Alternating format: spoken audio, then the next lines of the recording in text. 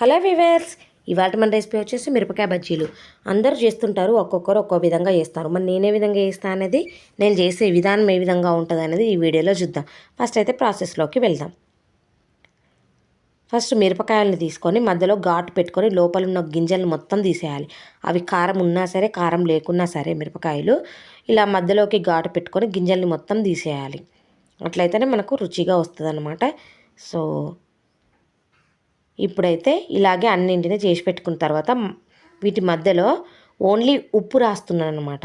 కొద్దిగా ఉప్పు రాస్తున్నాను అంతే, స్టఫ్ ఏం వేయట్లేదు. ఈ విధంగా రాసుకొని అన్నీ పక్కన పెట్టేసుకోవాలి. సో ఇలా చాలా రుచిగా ఉంటాయి, ఒకసారి ట్రై చేయండి. ఇప్పుడైతే మనం పిండిని మిక్స్ చేసుకుందాం. ఒక మిక్సింగ్ బౌల్ తీసుకొని ఒక 2 కప్పుల శనగపిండి వేసుకుంటాను నేను ఇక్కడ. అలాగే కొంచెం క్రంచీగా రావడం కోసం ఒక 2 టేబుల్ స్పూన్ల బియ్యం పిండి వేస్తాను. మనం క్వాంటిటీకి సరిపడా వేసుకోవాలి.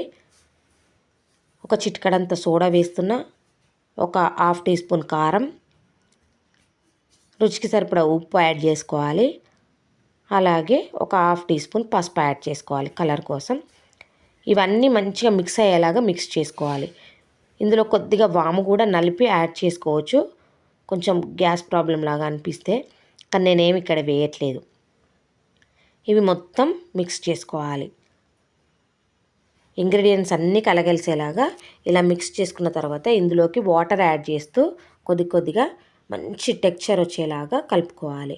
సో చూసారు కదా, ఇలా కేక్ మిక్చర్ వచ్చేలాగా ఈ విధంగా కలుపుకుంటే సరిపోతుంది. మరీ లూజ్గా ఉంటే బాగోదు. బ్యాటర్ అనేది థిక్గా ఉంటేనే మనకు బజ్జీ అనేది మంచిగా వస్తుంది అనమాట, క్రంచిగా ఉంటుంది.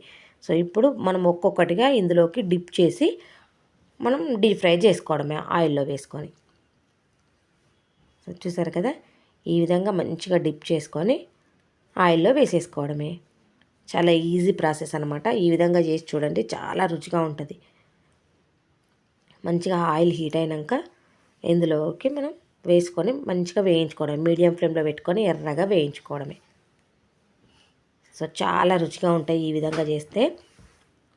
చాలా ఈజీగా అయిపోతుంది అనమాట, ఎందుకంటే లోపల స్టఫ్ పీల్ చేయడానికి ఇట్లా ఇదంతా ఏం ప్రాసెస్ లేదు కాబట్టి జస్ట్ మిరపకాయల్లోని గింజలు తీసేసుకొని పిండి కలుపుకొని ఈ విధంగా ముంచి అందులో వేసుకోవడమే. చాలా ఈజీ ప్రాసెస్ అనమాట.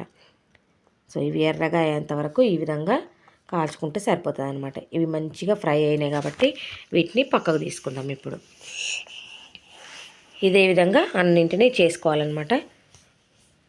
సో ఇది అందరికి తెలియదని కాదు, సో కొన్ని చిన్న మార్పులు ఉంటాయి కాబట్టి ఈ విధంగా చేస్తే కొంచెం ట్రై చేస్తే రుచిగా వస్తుందేమోనని ట్రై చేస్తారని చూపిస్తున్నాను అనమాట. ఇప్పుడు మనం ఈ విధంగా మధ్యలోకి ఘాటు పెట్టుకొని ఇందులో ఆనియన్స్ స్టఫ్ చేసుకోవాలన్నమాట. అందుకే నేను స్టఫింగ్ ఏం పెట్టలేదు, జస్ట్ సాల్ట్ పెట్టిన కొద్దిగంత. ఒకవేళ కారం ఉంటే సెట్ అయిపోతుందని కొంచెం ఉప్పు రాసిన, కాబట్టి ఈ విధంగా మధ్యలోకి ఘాటు పెట్టుకొని ఇందులోకి ఆనియన్స్ చిన్న ముక్కలుగా కట్ చేసి, అలాగే కొత్తిమీర కూడా చిన్నగా కట్ చేసుకొని ఇందులో వేసుకుంటే మనం, అలాగే ధనియా పిండి వేడి మీదనే కొంచెం ధనియాల పిండి కూడా చల్లుకోవాలి. అప్పుడు మనకు బండి మీద బజ్జీలాగా చాలా రుచిగా వస్తాయి. అందులోనూ మనం కొంచెం సోడా కూడా యాడ్ చేసుకున్నాం కదా.